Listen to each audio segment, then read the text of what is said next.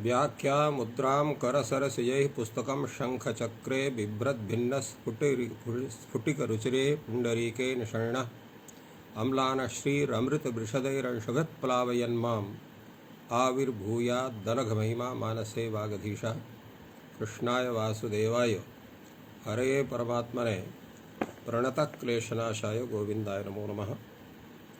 एतस्मिन् संस्कृतशौर्यम् इति पटले सम्बद्धाः समेऽपि विद्वांसः समेऽपि जिज्ञासवः छात्राः सर्वे सहृदयाः सज्जनाः एतस्य संस्कृतशौर्यम् इति पटलस्य संस्थापकः डॉक्टर राजकुमारः भवतां समेषाम् एतस्मिन् महाभाष्य व्याख्याने स्वागतम्। यस्तने तावत् यः प्रसङ्गः प्रचलितः आसीत् यत् सन्ति अप्रयुक्ताः शब्दाः इति विषये, तत्र भगवान् भाष्यकारः प्रतिपादितवान् यत् प्रयोगस्य विषयाः भूयांसः सन्ति, तत्र सर्वान् विषयान् अदृष्ट्वैव अप्रयुक्ताः इति कथनं तावत् उचितं नास्ति। यस्तने प्रतिपादितम् अभवत् यत् शब्दस्य महान् प्रयोगविषयः सप्तदीपा वसुमती त्रयो लोकाः चत्वारो वेदाः सांगाः रहस्याः बहुवृचाः बहुधा भिन्नाः एकशतम् अवर्ध्युशाखाः सहस्रवर्त्मा सामवेदः एकविंशतिधा वावृच्यं नवधा अथर्वाणो वेदः वाको वाक्यम् इतिहासः पुराणं वैदिकम् इत्येतावान् शब्दस्य प्रयोगविषयः। एतावन्तं शब्दस्य प्रयोगविषयम् अननुनिशम्य सन्त्यप्रयुक्ताः इति वचनं केवलं साहसमात्रमेव।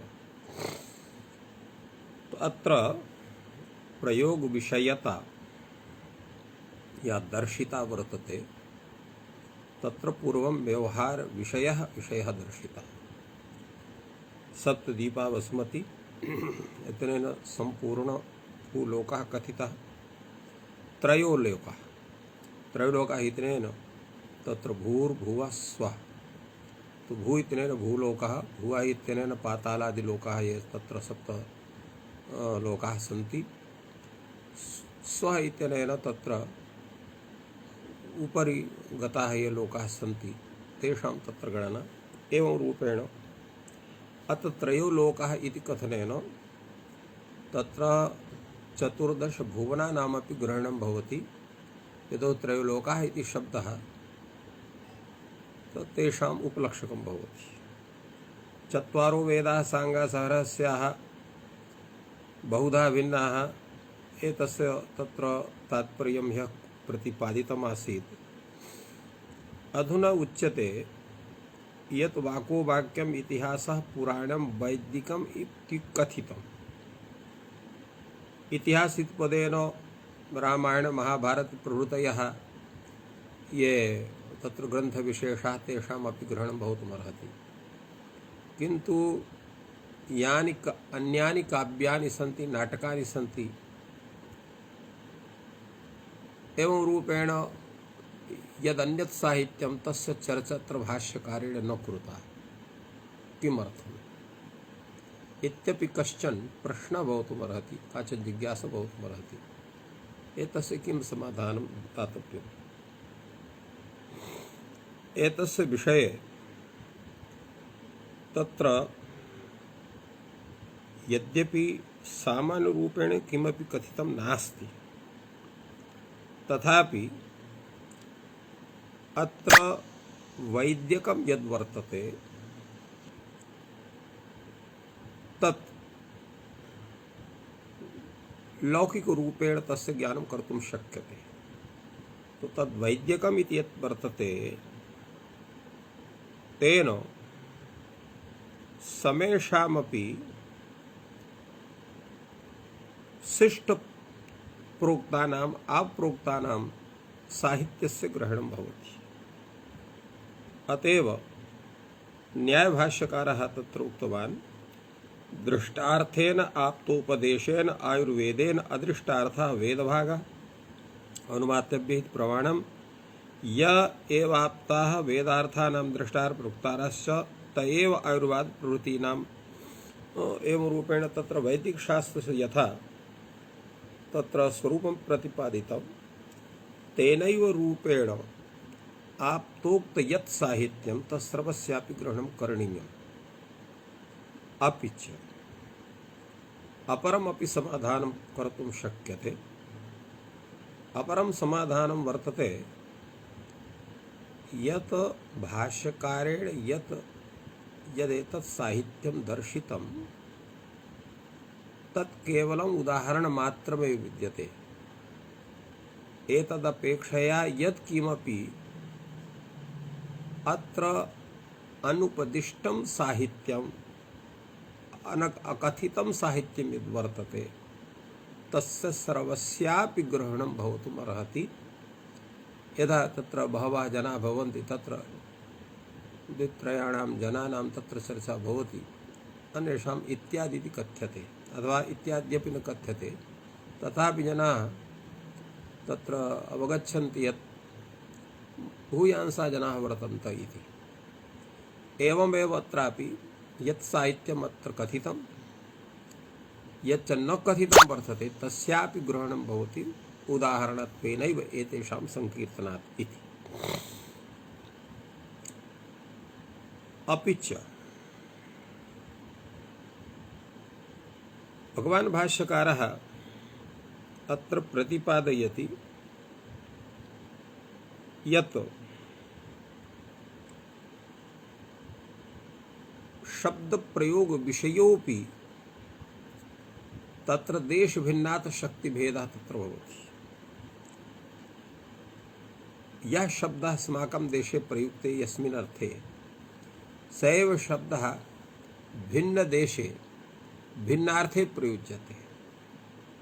अतः यावत् सर्वत्र लोकाटनं न भवति, सर्वत्र तत्र प्रयोग व्यवहार विषयस्य ज्ञानं न भवति, तावत् प्रयोग विषये साधिकार न किंचिदपि वक्तुं शक्यते।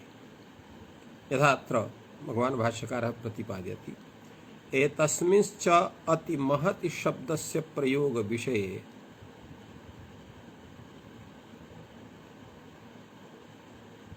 एते शब्दाः तत्र नियत विषयाः दृश्यन्ते। अर्थात यह प्रयोग विषय अस्माभिः प्रदर्शितः तद् व्यतिरिक्तमपि एतेषां शब्दानां तत्र भिन्नेषु भिन्नेषु देशेषु भिन्नेषु भिन्नेषु अर्थेषु च प्रयोगः भवति। तद् यथा शवतिर्गतिकर्मा कम्बोजेषु एव भाषितो भवति। कम्बोज प्रदेशे तत्र अत्र शु धातु सः गत्यर्थे प्रयुक्तः वर्तते। शवति गच्छति एव रूपेण तत्र प्रयोगः भवति। किन्तु आर्याः विकारे अर्थे एनं भाषन्ते। अर्थात आर्याः ये भारतवर्षे ये जनाः वर्तन्ते तेषां प्रयोग विषये शव यत्र विकारं यत् शरीरं प्राप्नोति तस्य कृते शव इति भवति, यथा शवति विकारं प्राप्नोति इत्यर्थः तादृशः प्रयोगः भवति। एवमेव हम्मति सुराष्ट्रेषु रंघति प्राच्य मध्येषु गमिमेव त्वार्थः आर्याः प्रयुज्यन्ते। एवं रूपेण हम्मति हम्मति इत्यत्र गति विषये तत्र हम्मति सुराष्ट्र देशे प्रयुज्यते। प्राच्य मध्य देशे तत्र रंघति इत्यस्य प्रयोगः भवति गमनार्थे एव। और गमिमेव त्वार्याः प्रयुज्यते और तत्र गमनार्थे तस्य प्रयोगं कुर्वन्ति आर्याः। आर्य इति कथनेन आर्य प्रदेशस्य ग्रहणं भवति, कस्यचित् जाति विशेषस्य व्यक्ति विशेषेण भवति। यतोहि हिमालयात् विंध्य पर्यन्तं यत् क्षेत्रं तस्य कृते आर्यावर्त इति संज्ञा शास्त्रेषु प्रतिपादिता वर्तते। तो तत्रत्याः समेऽपि जनाः, ब्राह्मणाः, क्षत्रियाः, वैश्याः, शूद्राः समेऽपि आर्यपदवाच्याः भवन्ति। आर्यक्षेत्रे तेषां निवासस्य सत्त्वात्। एवमेव दातिर्लवनार्थे प्राच्येषु दात्रम् उदीच्येषु। दा लवनार्थे भवति, तत्र दातिः इति प्रयोगः भवति प्राच्यदेशे। तत्रैव लवनार्थे दात्रम् इति प्रयोगः भवति उदीच्येषु, उदीच्य क्षेत्रे। तो तेन अनया रीत्या देशविशेषे शब्दविशेषस्य अर्थविशेषे प्रयोगदर्शनात् इति वक्तुं शक्यते। स शब्दः सर्वत्रैव, कश्चन एव भूतः शब्दः यः सर्वत्रैव तस्यैव अर्थविशेषवाचकः न दृश्यते। भिन्नेषु भिन्नेषु अर्थेषु तत्र प्रयोगव्यवहारो दृश्यते। अधुनापि भूयांसः एवं भूतः शब्दः यस्य कृते भिन्नं भिन्नं तत्र भिन्नः भिन्नः प्रयोगविषयः दृश्यते। यदा विचारयन्तु तत्र अन्नम् इति शब्दः वर्तते। तत्र उत्तरभारते यत् किमपि तत्र गोधूमो वा भवतु, धान्यं वा भवतु, द्विदलं वा भवतु, यव भवतु, तिल भवतु, सर्वस्य कृते अन्नमिति प्रयोगः भवति। किन्तु दक्षिणदेशे अन्नमिति कथनेन तत्र ओदनस्य ग्रहणं या तण्डुलानां ग्रहणं भवति। एवमेव एकम् उदाहरणं साम्प्रतं दृश्यते। सर्वत्रैव एवमेव तत्र भिन्नाः भिन्नाः शब्दाः भिन्नेषु भिन्नेषु अर्थेषु देशविशेषे प्रयुक्ताः वर्तन्ते। अतः समेषां शब्दानां प्रयोगविषयं ज्ञात्वैव इत्थं वक्तुं कश्चन शक्नोति यत् अयं शब्दः अप्रयुक्तः प्रयुक्तो वा।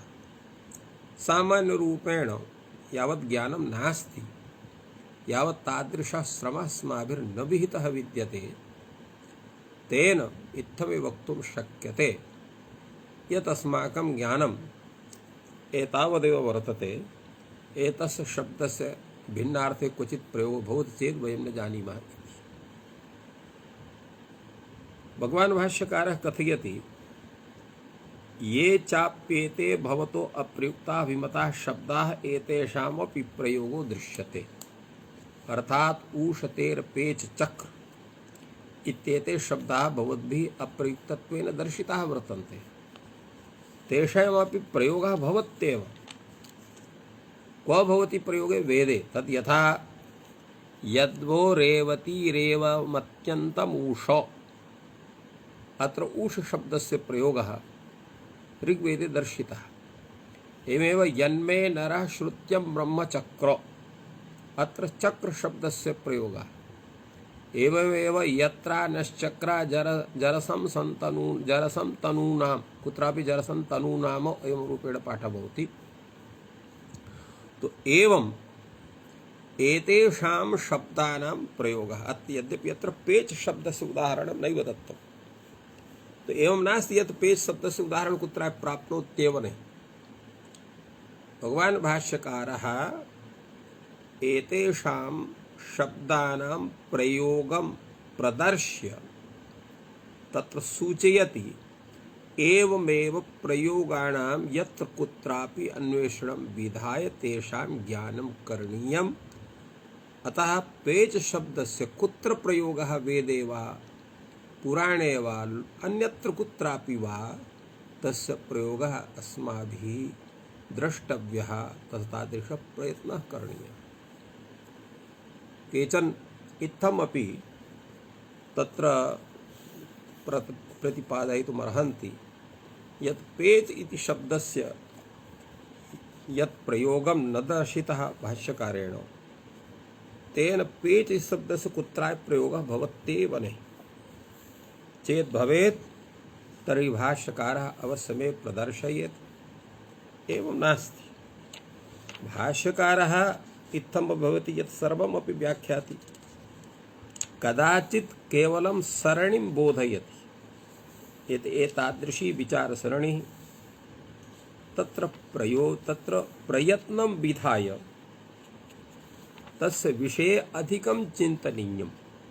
यथा गुरवः कथयन्ति अध्यापनसमये यत् अयं विषयः अस्माभिः प्रतिपादितः, एतस्मिन् विषये अग्रेपि भवान् विचारयतु, स्वकीयया प्रतिभया तस्य विषये ज्ञानं करोतु।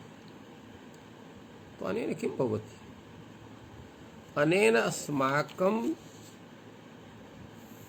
यत् बुद्धिसौकर्यं तद् वर्धते।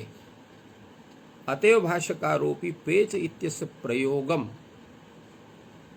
अप्रदर्श्य अस्माकं कृते प्रयत्नाय तत्र मार्गः प्रशस्तः यत् एव रूपेण भवतापि किञ्चित् करणीयं बोधनीयं वा। तो इत्थम् अत्र प्रयोगाः ये वर्तन्ते तेषां प्रयोगाणां स्थितिः का अस्ति, किं ते वस्तुतः अप्रयुक्ताः वर्तन्ते अथवा तेषां प्रयोगः अन्यत्र कुत्रापि भवितुमर्हति। एवं भूयान् विचारः अतएव सूक्ष्मरीत्या अस्माकं तत्र अस्माकं कृते मार्गप्रदर्शनाय अयं विचारः सम्यक्तया भाष्यकारेण विहितः। अधुना यः विचारः पूर्वं सूत्ररूपेण कृतः आसीत् यत् शब्दज्ञाने धर्मः, तत्र अपशब्दज्ञाने अधर्मः, शब्दज्ञानेन तत्र अतः शब्दज्ञानं करणीयम् एवं रूपेण। अत्र भगवान् भाष्यकारः सम्यक्तया एतस्मिन् विषये सूक्ष्मरीत्या प्रतिपादयति। अतएव प्रश्नैव तादृशः उपस्थापितो भवति, किं पुनः शब्दस्य ज्ञाने धर्मः आहोषित प्रयोगे। यतो हि लोके यथा है अस्माभिः प्रतिपादितम् आसीत्, अपशब्दाः अपि प्रयुज्यन्ते,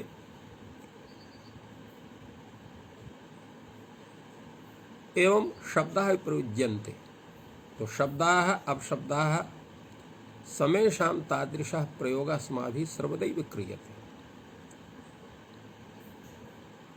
तो शब्दज्ञाने धर्मः आहोषित प्रयोगे अनेन भाष्यकारः तत्र शब्दज्ञान विषये अस्माकं प्रवृत्तिं प्रदर्शयति। अन्यथा किं स्यात्?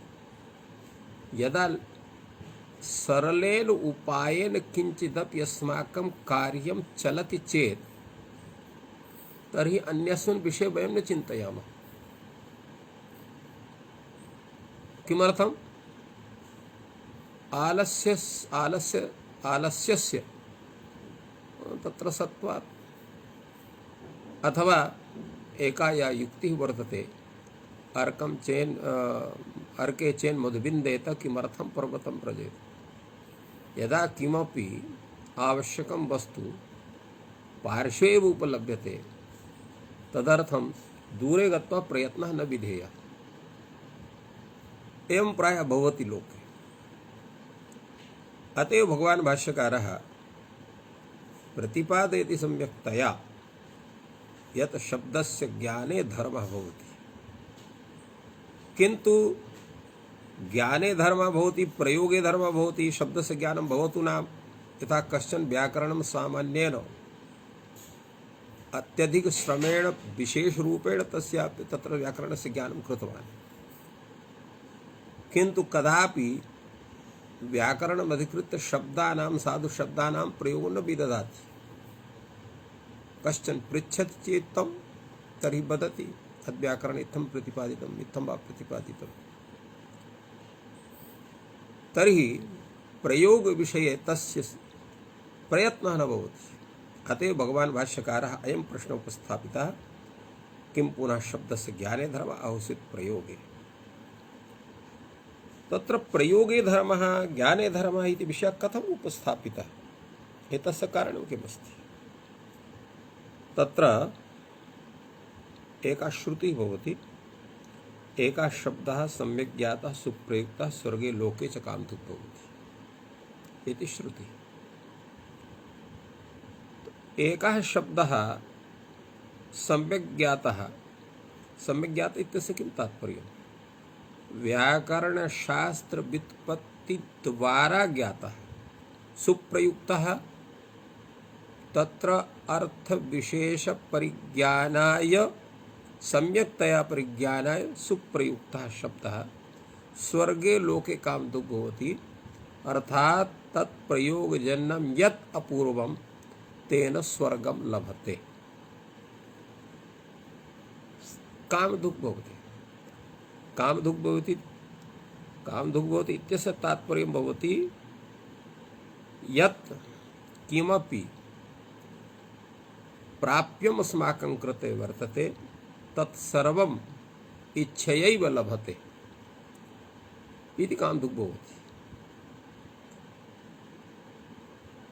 इत्थं यत् प्रतिपादितं तेन ज्ञायते यत् शब्दस्य ज्ञाने किमपि अपूर्वं भवति।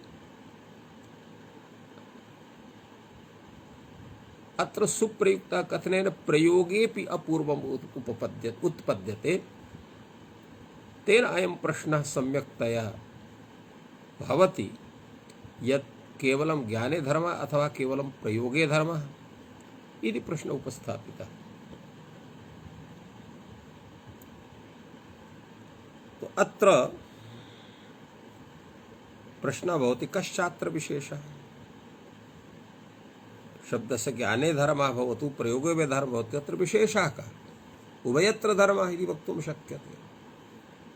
तत्र अपरः प्रश्नः उदेति, ज्ञाने धर्म इति चेत् तथा अधर्मः, ज्ञाने धर्मः इति चेत् तथा अधर्मः प्राप्नोति। कथं, यो हि शब्दान् जानाति अपशब्दान् अपि असौ जानाति यथैव शब्दज्ञाने धर्मः एवं अपशब्दज्ञानेऽपि अधर्मः। अर्थात ज्ञाने धर्मः इति चेत् तर्हि अधर्मः अपि भवति। यो हि शब्दान् जानाति अपशब्दान् अपि असौ जानाति यथा तत्र शब्दज्ञाने तस्य धर्मः उत्पद्यते अपूर्वम् उत्पद्यते, एवं अपशब्दज्ञाने अधर्मः अपि स्यात्। एतस्य किं तात्पर्यं, तात्पर्यम् इत्थमस्ति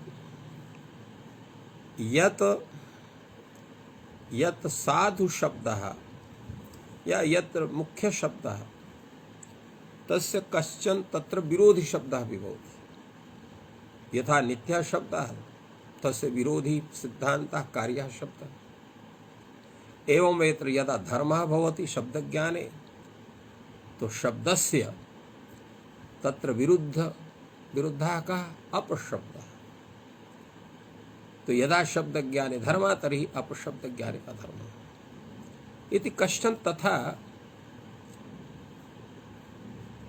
तत्र विचारयति स्वस्वेच्छया। यतो हि यदा शब्दज्ञाने धर्मः भवितुमर्हति तो शब्दस्य विरोधी अपशब्दः, शब्दानां साधु शब्दः, अपशब्दानाम् असाधु शब्दः। तो साधोः विरुद्धः भवति असाधु। अतः यदा साधु शब्दस्य प्रयोगे धर्मः भवति तर्हि फलितार्थः भवति यत्र अपशब्दज्ञाने अधर्मः भवति, अथवा भूयान् अधर्मः प्राप्नोति। भूयांसो ही अपशब्दः अल्पीयांसः शब्दः एकैक शब्द से बहवः अपभ्रंशा तदिथा गौर इत्यस्य गा गावी गोणी गोता गोपोत्तलिका इत्येवादयो अपभ्रंशः। अथवा भूयान अधर्मः प्राप्नोति, तो अत्र कथं भूयान अधर्मः प्राप्नोति, यतो हि भूयांसः अपशब्दः अल्पीयांसः शब्दः, अपशब्दाः अधिकाः वर्तन्ते। कथम अधिकाः भवन्ति अपशब्दाः, यतो हि एकस्यैव शब्दस्य देशभेदात् भिन्नाः भिन्नाः तत्र लौकिकभाषा शब्दाः ये अपशब्दाः ते भवन्ति। यथा गो शब्दः क्वचित् गौ इति एव कथ्यते, क्वचित् गावी कथ्यते, गायी इति कथ्यते, क्वचित् गाय इति कथ्यते। अधुनापि भाष्यकारः तु तत्र प्रदर्शितवान् एव, गावी गोणी गोता गोपोतलिका एवं रूपेण। यदा एकस्य शब्दस्य एवं भूताः अनेके शब्दाः अनेके अपशब्दाः भवितुमर्हन्ति, तर्हि ये शब्दाः सन्ति तेषां सर्वेषां शब्दानाम् अनेके अपशब्दाः भवेयुः। अतः शब्दानां न्यूनत्वात् तत्र धर्मोऽपि न्यूनः एव भवेत्, अपशब्दानाम् आधिक्यात् अधर्मः अधिकः भवेत् इति विचारः। भूयान अधर्मः प्राप्नोति, भूयांसो अपशब्दः अल्पीयांसः शब्दः एकैकशब्दस्य बहवः भ्रंशा तत् यथा गौरित्यस्य गावी गोणो गोता गोपोतलिका इत्येवादयः भ्रंशा एवं रूपेण विचार्यते। अग्रे कथयन्ति अयि भो सर्वत्र अयं दोषः नास्ति। यथा अस्माभिः पूर्वदिने प्रतिपादितं नानृतं वदेत् इति तत्र कश्चन नियमः। यागे कर्मणि नानृतं वदेत्, यागे कर्मणि साधु शब्दं प्रयुञ्जीरन् एवं रूपेण प्रयोगः कश्चन भवति। यत्र साधु शब्दानां प्रयोगः तत्र यागादिविषये सम्यक्तया करणीयम्, अन्यत्र तु स्वेच्छा भवति।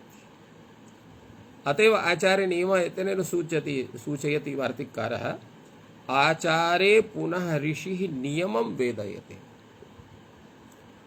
आचारे नाम तत्र यागादि विषये प्रयोगे ऋषिः नियमं वेदयते।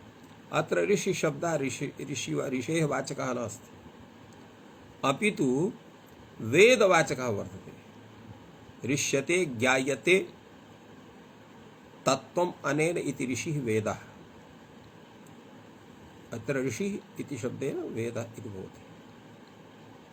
तत्र तु ऋषि शब्दस्य ऋषिः मंत्रदर्शनात् ऋष्यति पश्यति मंत्रम् इति ऋषिः, तत्र ऋषि शब्दस्य भिन्ना व्याख्या वर्तते। अत्र ऋष्यते ज्ञायते तत्त्वम् अनेन इति ऋषिः वेदः। तत्र ऋषिः वेदः, तत्र नियमं वेदयते। कम नियमं वेदयते, ते सुरा हेलयो हेलयित कुर्वन्तः परा बभूवुः इति वेदे प्रतिपादितमस्ति। ते ऋषयः अर्थात् यागे कर्मणि स्थिताः असुराः तत्र हे अरयः इति उच्चारणे कर्तव्ये तत्र हेलयः इति कुर्वन्तः पराभवुः। अत्र हेलयः हेलयति इति अपशब्दत्वं। कथम् अपशब्दत्वं, तत्र हे अरयः इति तत्र प्रयोगः। अत्र हे इति संबोधनसत्वात् तत्र प्लुतं भवति। अनन्तरम् अरयः इति अचि परे प्लुत प्रग्रहा च नित्यम् इति सूत्रेण अत्र प्रकृतिभावः भवति, नित्यं प्रकृतिभावः भवति। तेन एङ्गः पदान्तात् सूत्रेण अत्र पूर्वरूपं न स्यात्। तो हे अरयः हे अरयः अत्र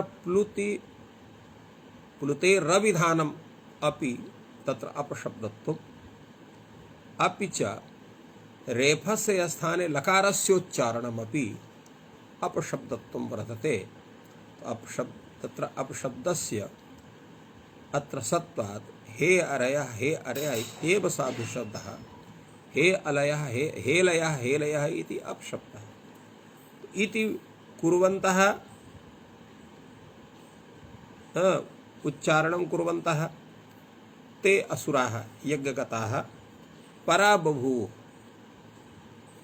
अर्थात पराभवं प्राप्तवन्तः।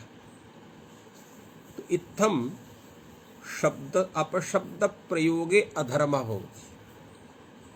यतो हि अपशब्द प्रयोगेण तज्जन्यं यत् पाप रूपम अपूर्वम तेन अस्माकं अदृष्टस्य हानिर्भवति। अतएव ते असुराः पराबभूवुः पराभवं प्राप्तवन्तः। भवतु नाम यदा शब्दज्ञाने धर्मः प्रयोगे अधर्मः इति चेत् तर्हि अस्तु तर्हि प्रयोगे, अर्थात प्रयोगे धर्मः साधनीयः, प्रयोगे सर्वलोकस्य कायद चेत् प्रयोगे धर्मः तो सर्वोपि लोकः प्रयोगं करोति, तो सर्वलोकस्य प्रयोगे स्थितिः भवति। यदि प्रयोगे धर्मः सर्वः लोकः अभ्युदयेन युज्येत, अर्थात यदा संपूर्णः लोकः अत्र यद्यपि अत्र सर्वे लोकाः इति वक्तव्यम्, अत्र सर्वो लोकाः इति एकवचनं कथम्? यतो हि पूर्वं त्रयो लोकाः इति उक्तम् आसीत्, अधुना सर्वो लोकः इति कथनं वर्तते। तो सर्वो लोकः इति कथनम् अत्र एतस्य व्याख्यानं कश्चन कर्तुं शक्नोति। यत् सर्वः लोकः अर्थात् अस्माकं यः लोकः भूलोकः सः सर्वः लोकः सम्पूर्णः भूलोकः इति एतस्य तात्पर्यं भवितुमर्हति। तथैव प्रयोगे सर्वलोकस्य इति वार्तिकेऽपि तथा दत्तं वर्तते। तत्र सर्वलोकः अत्र एकवचनं कथं? वस्तुतः अत्र एकवचनं यद् वर्तते तत्र जाति पक्षम् आदाय, अर्थात लोक व्यवहारावच्छिन्नः सर्वोपि लोकः, लोक व्यवहारावच्छिन्नः तत्र त्रयः लोकाः चतुर्दशगुणानि सर्वे वर्तन्ते इति कृत्वा जात्या अत्र एकवचनं सर्वो लोकाः इति अभ्युदयेन युज्येत। तनः आक्षेपः भवति भाष्यकारद्वारा अत्र प्रदर्शितः वर्तते। कश्चेदानीं भवतो मत्सरः यदि सर्वो लोकः अभ्युदयेन युज्येत चेत् लोके सर्वे जनाः साधु शब्दानां प्रयोगं कुर्वन्ति तज्जन्येन पुण्येन सर्वे अभ्युदयेन युज्यन्ते, तर्हि युज्यन्तां नाम तत्र का हानि? कश्चिदानीं भवत्मत्सरः यदि सर्वो लोकः अभ्युदयेन युज्येत इत्यस्य तात्पर्यमायाति यदा सर्वेपि लोकस्थाः जनाः साधु शब्दानां ज्ञानमपि कुर्वन्ति, मुख्यतया प्रयोगं तादृशं कुर्वन्ति, भवन्तु नाम सर्वे तत्र अभ्युदयेन युक्ताः, किं तेन कथं भवतः तादृशं मात्सर्यं वर्तते? तदा उच्यते न खलु कश्चन मत्सरः प्रयत्नानर्थक्यं तु भवति। प्रयत्नानर्थक्यम् इत्यस्य किं तात्पर्यम्? यतो हि प्रयत्नः किं व्याकरणाध्ययन रूपः प्रयत्नः किमर्थं क्रियते यत् साधु शब्दानां व्युत्पत्तिज्ञानेन अपशब्दानां निराकरणं तेषाम् अपाकरणं दूरीकरणं अयं शब्दः अयम् अपशब्दः इत्यार्कं ज्ञानं यदा भवति तदा साधु शब्दानां प्रयोगः क्रियते असाधु शब्दानां प्रयोगः न क्रियते। एवं रूपेण व्याकरणाध्ययनस्य तत्र मुख्यं प्रयोजनं वर्तते। यदा लोकस्थाः सर्वे जनाः साधु शब्दानाम् एव प्रयोगं कुर्वन्ति तर्हि अपशब्दाः न भवेयुः कुत्रापि, सर्वत्र शब्दाः एव स्युः। तर्हि व्याकरणाध्ययनस्य अनर्थक्यं स्यात् इति मत्वा अत्र भाष्यकारः वदति प्रयत्नानर्थक्यं तु भवति। तत्र कथं प्रयत्नानर्थक्यं भवति? फलवता च नाम यत्नेन भवितव्यम्। अर्थात यदा यत्नः अस्माकं भवति तेन यत्नेन अस्माकं यत् प्रयोजनं तत् प्रयोजनं सिद्धं स्यात्। अर्थात अस्माकं यः प्रयत्नः सः प्रयोजन विरहितो न भवेत् इति एतस्य तात्पर्यम्। चेत्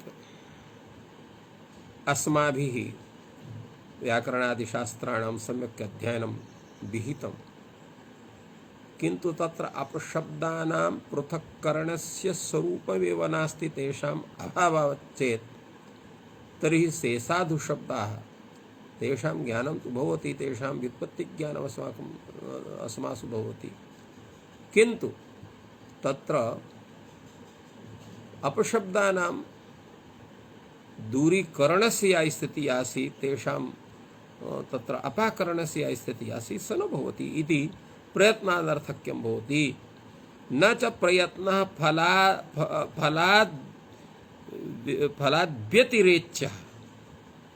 अर्थात यह प्रयत्नः सः फलात् तत्र व्यतिरेच्यः न स्यात्, व्यतिरिक्तः न स्यात्। अर्थात यदा प्रयत्नः भवति तदा तस्य फलमपि सम्यक् भवेत् इति प्रयत्नस्य सार्थक्यं तद्भिन्नतया प्रयत्नस्य वैयर्थ्यम्। व्याकरण अध्ययन विषयक प्रयत्न वैयर्थ्यं स्यात् अनया रीत्या। यतोहि यदा प्रयत्नं विना फलं स्यात् तर्हि प्रयत्न वैयर्थम् आपद्यते इति तात्पर्यम्। तदा भाष्यकारः अत्र पुनः अपि कथति ननु च ये कृत प्रयत्नास्ते साधीयः शब्दान् प्रयोक्ष्यन्ते अतएव साधीयोऽभ्युदयो न योक्ष्यन्ते। अर्थात ये सम्यक्तया व्याकरणादि शास्त्रे प्रयत्नं कृतवन्तः सन्ति ते साधु शब्दानां प्रयोगं करिष्यन्ति। साधु शब्दानां प्रयोगात् तएव अभ्युदयेन युक्ताः भविष्यन्ति। तर्हि तस्य सार्थक्यं तथा तु भवत्येव। अर्थात ये सम्यक्तया व्याकरणशास्त्रम् अधीतवन्तः, सम्यक्तया ते साधूनां शब्दानां प्रयोगं कुर्वन्ति, ते अभ्युदयेन युक्ताः भवन्ति। ये च न कुर्वन्ति ते युक्ताः न भवन्ति इति सम्यक् वर्तते। तेन प्रयत्नस्य वैयर्थ्यं कथम् आगतम् इति प्रश्नः। भाष्यकारः अत्र वदति एवं नास्ति। बहवः व्याकरणादिशास्त्राणि पठन्ति, किं सर्वेपि तथा योग्याः भवन्ति यत् स्वकीयेन अध्ययनेन सम्यक्तया साधु शब्दानां ज्ञानम् असाधु शब्दानाम् अपाकरणं विधाने ते समर्थाः भवन्ति। केचन भवन्ति केचन नैव भवन्ति। अधुनापि तत्र भूयांशः जनाः वर्तन्ते ये तत्र स्वकीय विषये परिचयमपि सम्यक् दातुं समर्थाः न दृश्यन्ते। अतः एवं नास्ति यत् यः तस्य शास्त्रस्य अध्ययनं कृतवान् तेन स्वकीयेन अध्ययनेन सम्यक् फलं प्राप्नुयात् सः। वैपरीत्यं तु दृश्यते एव। अतः भाष्यकारः वदति व्यतिरेकोऽपि वैलक्ष्यते। दृश्यन्ते हि कृतप्रयत्नाश्च प्रवीणाः अकृतप्रयत्नाश्च प्रवीणाः तत्र फलव्यतिरेकोऽपि स्यात्। लोके यः जन्मतः एव प्रतिभाशाली भवति तो सामान्यमपि व्याकरणादिशास्त्राणाम् अध्ययनं विधाय प्रयोगे निष्णातः भवति। केचन एव विदृश्यन्ते ये मन्दबुद्धयः तत्र अतीव अधिकं श्रमं कुर्वन्ति तथापि ते स्वविषये कुशलाः नैव दृश्यन्ते। पदे पदे तेषां भ्रमः भवति। अतएव अत्र भाष्यकारः प्रतिपादयति लोके एकैव स्थितिर्न भवति, भिन्ना भिन्ना स्थितिर्भवति। केचन कृतप्रयत्नाः अपि मंदबुद्धित्वात् अप्रवीणाः अकुशलाः दृश्यन्ते।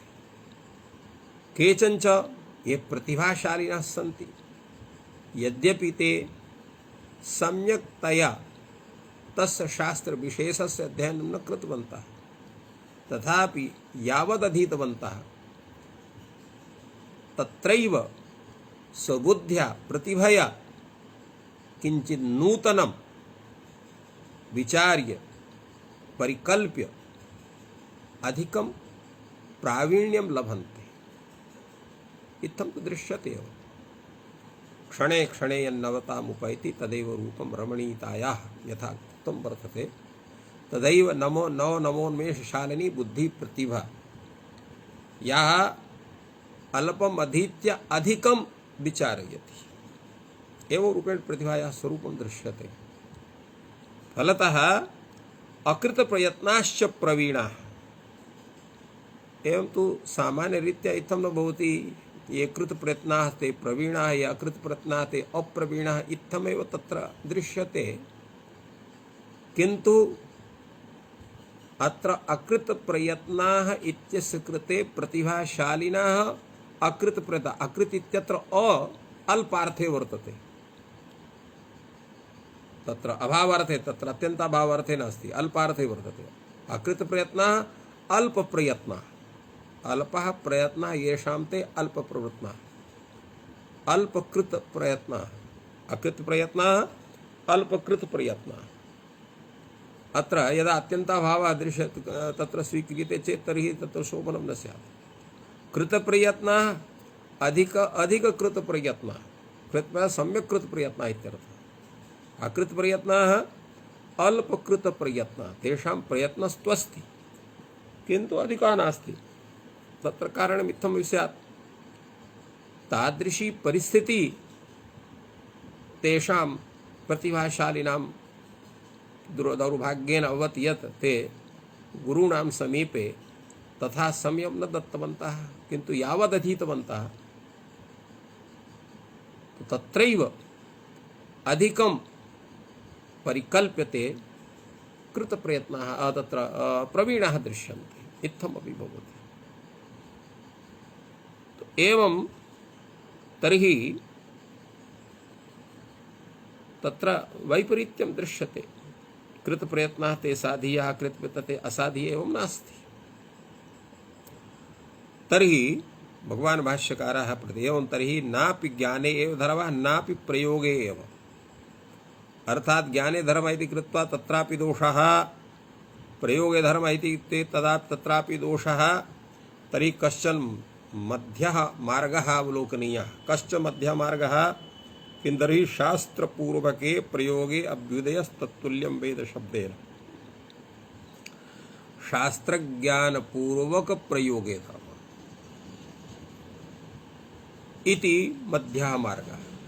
न केवलं ज्ञाने धर्मः न केवलं प्रयोगे धर्मः शास्त्रज्ञानपूर्वक प्रयोगे धर्मः इति तत्र मध्यः मार्गः। शास्त्रपूर्वकं यः शब्दान् प्रयुङ्क्ते स अभ्युदयेन युज्यते।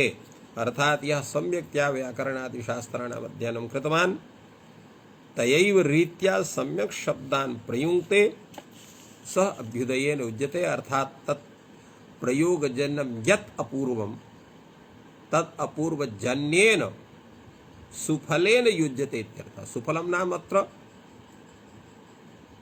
स्वर्गादि लोक प्राप्तिरपि भवति, इह लोकेपि विविध भोगानां प्राप्तिः इत्यपि सुफलस्य स्थितिः भवितुमर्हति। तत्तुल्यं वेद शब्देन, यतो हि वेद शब्देनापि तादृशं स्वरूपं दृश्यते। वेद शब्दाः अपि तथैव प्रतिपादयन्ति इत्यर्थः। यो अग्निष्टोमेन यजते य उचैनमेवं वेद यो अग्निं नाचिकेतं चिनुते य उचैनमेवं वेद। अर्थात यह वेदे तथा प्रतिपादितं यह अग्निष्टोमेन यजते सोपि अभ्युदयेन युज्यते। या उच एनम अर्थात यो अग्निष्टोम यागस्य यद विधानम या प्रक्रिया ताम प्रक्रियां सम्यक जानाति सोपि अभ्युदयेन युज्यते। एवमेव यह शब्दान् व्याकरण शास्त्र द्वारा सम्यक जानाति सम्यक च अर्थ विशेषे प्रयुनक्ति स अभ्युदयेन युज्यते। एवं अग्नि यो अग्निं नाचिकेतम, नाचिकेतम अग्नि तत्र यज्ञ विशेषे अग्निनां भिन्नं भिन्नं भवति। तत्र एकस्मिन् यागे विशेषे तत्र यह अग्नि तस्य नाम नाचिकेतः भवति। तो अग्निं नाचिकेतं चिनुते तस्य चयनं विदधाति। या उचैनं या उच एनम एवं वेद अर्थात तस्य नाचिकेतस्य अग्नेः चयनं कया रीत्या भवति, कश्च विधिः तं विधिं शास्त्रविधिं सम्यक् वेत्ति सोऽपि अभ्युदयेन युज्यते। एवमेव शब्दप्रयोग ज्ञान शब्द ज्ञान पूर्वक प्रयोगे धर्मः इति तस्य तात्पर्यम् आगच्छति। अपरः तत्तुल्यं वेद शब्देन इति एतस्य वास्तविकं स्वरूपं किमस्ति तदुच्यते। यथा वेद शब्दः नियम पूर्वम अधीता, नियम पूर्वम अधीता इत्यस्य किं तात्पर्यम्? तो नियम पूर्वम अधीता इत्यस्य तात्पर्यम् अस्ति तत्र यथा गर्भादष्टमे ब्राह्मणानाम् एवमेव तद् गर्भात् दशमे तत्र क्षत्रियाणां द्वादशे वैश्याणां तत्र यज्ञोपवीतानन्तरं वेदाध्ययनं भवति। तत्र गुरुमुखोच्चारणानुच्चारणपूर्वकं यदध्ययनं तवे नियमपूर्वक अध्ययनम्। एवं नास्ति पुस्तकं दृष्ट्वा यदध्ययनं भवति तदध्ययनपदार्थः तत्र नास्ति। यथा गुरुः यथा यया रीत्या तस्य वेद शब्दस्य शास्त्र शब्दस्य वा उच्चारणं विदधाति तयैव रीत्या यदा उच्चारणं विद्या तस्य ग्रहणं क्रियते तदा तस्य वेदवाक्यस्य शास्त्रवाक्यस्य वा यद् ज्ञानं यद् ग्रहणं तत् अध्ययनं कथ्यते। तद्भिन्नम् अध्ययनपदवाच्यं नास्ति इति परंपरा। अतएव पारंपरिकम् अध्ययनम् इत्यस्य तात्पर्यमेव इत्थं भवति यद् गुरुमुखोच्चारणानुच्चारणपूर्वकं यद् विद्याग्रहणं तदेव विद्याग्रहणम् अध्ययनपदार्थः वक्तुं शक्यते। इत्थं तत्र अध्ययनपदार्थः स एव नियमपूर्वक विद्याध्ययनं कथ्यते। तो नियमपूर्वक विद्याध्ययन अर्थात संपूर्णां विद्यां स्वगुरोः अधीत्य अनन्तरं गुरवे तत्र गुरुदक्षिणां प्रदाय तेषाम् आज्ञां गृहीत्वा गृहस्थाश्रमे प्रवेशः यदा क्रियते तादृशं यदध्ययनं तथा अध्ययनेन सा विद्या फलवती भवति। फलवती नाम तया सर्वम् अस्माभिः लभ्यते। अतएव तत्र विद्या ददाति विनयं विनयादयाति पात्रतां पात्रत्वात् धनमाप्नोति धनात् धर्मास्ततः सुखम्। तो विद्यया तत्र विनयः भवति विनयात् पात्रता तत्सर्वं भवन्तः जानन्ति तस्य व्याख्यानं करणीयं। तो एवं फलवन्तो भवन्ति। तो यह एवं यह शास्त्रपूर्वकं शब्दान् प्रयुङ्क्ते स अभ्युदयेन विद्यते। तो यह एवं रीत्या वेदादि शब्दानां शास्त्र शब्दानां सम्यक्तया गुरोः सकाशात् अध्ययनं नियम पूर्वकं विधाय तत्र सर्वथा प्रयत्नं विधा तस्य ज्ञानं कृत्वा यदा शब्दान् प्रयुङ्क्ते सः अर्थ विशेषे सम्यक्तया तं शब्दं यत् प्रयुङ्क्ते तज्जन्यं यत् अपूर्वं तेन अपूर्वेण सह अभ्युदयं प्राप्नोति। अतः अनेन सिद्धं भवति यत् शब्दज्ञान पूर्वकं प्रयोगे धर्मः न केवलं शब्दज्ञाने धर्मः न तो केवलं प्रयोगे धर्मः। पुनः अपि अत्र उच्यते अथवा पुनरस्तु ज्ञाने एव धर्मः। ज्ञाने एव धर्मः किं मत्वा अत्र ज्ञाने एव धर्मः इति प्रतिपादितवान् भाष्यकारः। यतो हि तत्र सम्यक्तया पूर्वं प्रतिपादितवान् एव यद तत्र यः एवं शास्त्रपूर्वकं शब्दान् प्रयुङ्क्ते स अभ्युदयेन विद्यते। अनेन प्रायः तत्र विचारस्य उपसंहारः भवति इति दृश्यते। अथवा इत्यनेन कथं पुनः प्रश्नः उत्थापितः इति तत्र काचन जिज्ञासा भवति। तो अथवा इत्यनेन यह जिज्ञासा अत्र कथिता तस्य तात्पर्यम् इत्थम् अस्ति यद् विशिष्ट पक्षादरेण समाधौ तत्र अत्र काचन विनिगमन एवं नास्ति। यत्र ज्ञानस्थान्या ज्ञान तत्र ज्ञानेनैव तत्र धर्मः भवति प्रयोगेन न भवति अथवा तत्र प्रयोगेणैव भवति ज्ञानेन न भवति इति सम्यक् विचार्य तत्र उक्तवान् यत् यः सम्यक्तया ज्ञानं करोति तस्य मानसिकी या स्थितिः सः साधु शब्द प्रयोगे एव तिष्ठति। यतो हि यथा भवान् इत्थं प्रतिज्ञातवान् यत् अहं नित्यं सत्यं वदिष्यामि तर्हि कदाचिदपि असत्य कथने प्रवृत्तिर्न भवति।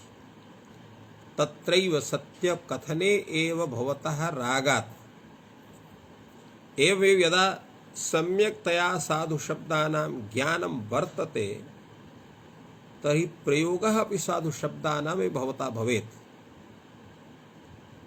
तर्हि शब्दज्ञाने धर्मः कथं न भवितुमर्हति इति सर्वं मनसि निधाय अथवा पुनरस्तु ज्ञाने एव धर्मः इति। ननु चोक्तं ज्ञाने धर्मः इति चेत् तथा अधर्मः। यदा ज्ञाने धर्मः इत्युच्यते तर्हि तद्विरुद्धः यः पक्षः सोऽपि उपतिष्ठेत। यत् अपशब्दज्ञाने अधर्मः इति तदा उच्यते नैष दोषः। कथं न दोषः वर्तते? अर्थात ये नियमाः प्रतिपादिताः भवन्ति यथा सत्यं वदेत् नानृतम् इति नियमः वर्तते। तो नियमद्वयमत्र वर्तते, विधिवाक्यं निषेधवाक्यं। तो विधिवाक्यं सत्यं वदेत्, निषेधवाक्यं नानृतम्। तो अत्र विधिवाक्यस्यापि कथनं वर्तते निषेधवाक्यस्यापि कथनं वर्तते। तेन ज्ञायते सदैव सत्यं वदेत् अनृतं कदाचिदपि न वदेत् इति। किन्तु अत्र किं लिखितं वर्तते, शब्दज्ञाने धर्मः इत्येव विधिवाक्यं लिखितं वर्तते, निषेधवाक्यं नास्ति।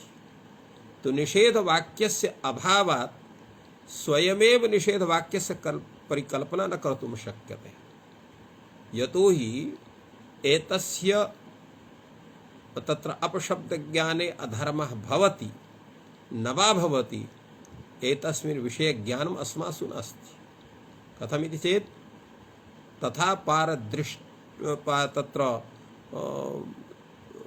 सूक्ष्म बुद्धेरभावात् तपसार्जिता या सूक्ष्म बुद्धि सा सूक्ष्म बुद्धि या पारदृश्वा बुद्धि या कथ्यते सा अस्मासु नास्ति।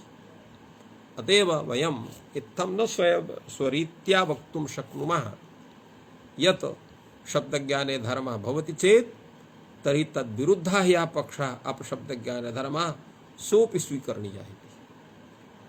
अतएव भगवान् भाष्यकारः कहते शब्द प्रमाणका वयम्, शब्दः प्रमाणं येषां ते शब्द प्रमाणकाः। अत्र अर्थात् शब्दः एव येषां कृते प्रमाणं भवति। कथं भूताः शब्दाः, साधु शब्दाः, आप्तोक्ताः शब्दाः, ऋष्युक्ताः शब्दाः, वेद शब्दाः इति शब्द प्रमाणकाः वयम्। यत् शब्द आह तदस्माकं प्रमाणम्। यत् शब्द आह, यश्चासो शब्दः यश्च शब्दः अर्थात् वेदादि शब्दः आह, यद् विधिं नियमम् आह तत् अस्माकं प्रमाणं, तदेव अस्माकं कृते प्रमाणं भवति। चेत् विधिवाक्यं कथयति तर्हि विधिवाक्यम् अस्माकं कृते प्रमाणं भवति। चेत् निषेधवाक्यं कथयति निषेधवाक्यम् अस्माकं कृते प्रमाणं भवति। तर्हि शब्दश्च शब्दज्ञाने धर्मः, शब्दस्य अर्थात् वेदादि ये नियमाः सन्ति, वेद प्रोक्ताः नियमाः ते शब्दज्ञाने धर्मं कथयन्ति, अपशब्दज्ञाने अधर्मं न कथयन्ति। अर्थात् तत्र केवलं विधिवाक्यं वर्तते नियमत्वेन, निषेधवाक्यं नियमत्वेन न वर्तते। तो निषेधवाक्यस्य अभावात् स्वयमेव निषेधवाक्यस्य परिकल्पना अस्माभिः न कर्तुं शक्यते इति तात्पर्यम्। अर्थात् शब्दस्य नाम वेदशब्दः, तत्र शब्दज्ञाने धर्ममाह न अपशब्दज्ञाने अधर्मम् यश्च पुनः सृष्टाप्रतिषिद्धं नैव तद्दोषाय भवति न अभ्युदयाय। तात्पर्यं किम्?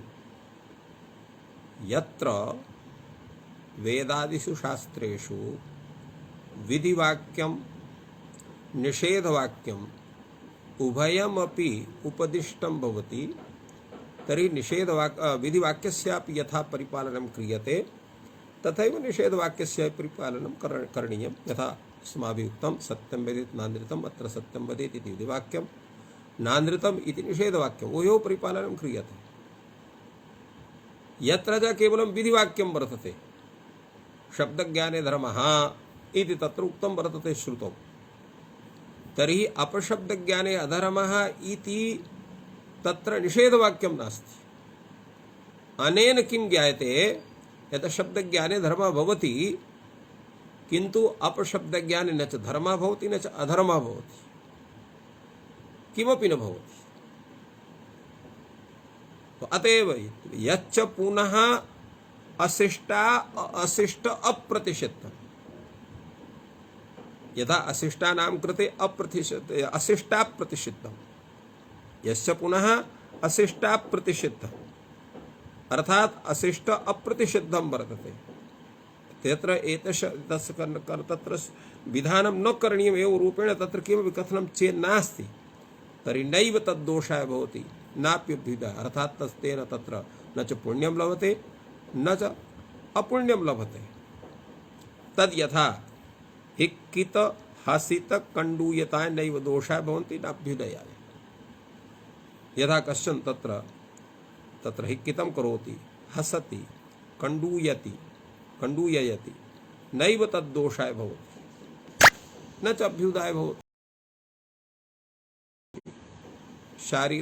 शरीरस्य ताश्च क्रियाः सन्ति, तत्र अगत्या ताः क्रियाः करणीयाः एव भवन्ति। अतः ताभिः क्रियाभिः न कश्चन दोषः न कश्चन तत्र गुणः इति रीत्या न किमपि कल्मषं न किमपि पुण्यं न भवति किमपि। अनया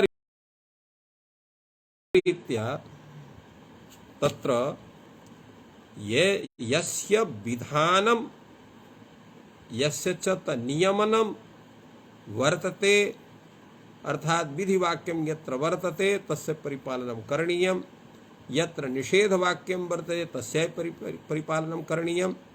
किन्तु यत्र केवलं विधिवाक्यं वर्तते निषेधवाक्यं नास्ति, एवं भूता या क्रिया एवं भूतं ये नियमाः अदर्शिताः नियमाः तेषां विधाने न च दोषः न च गुणः, अतः तस्य परिपालनं स्वेच्छा कर्तुं शक्यते।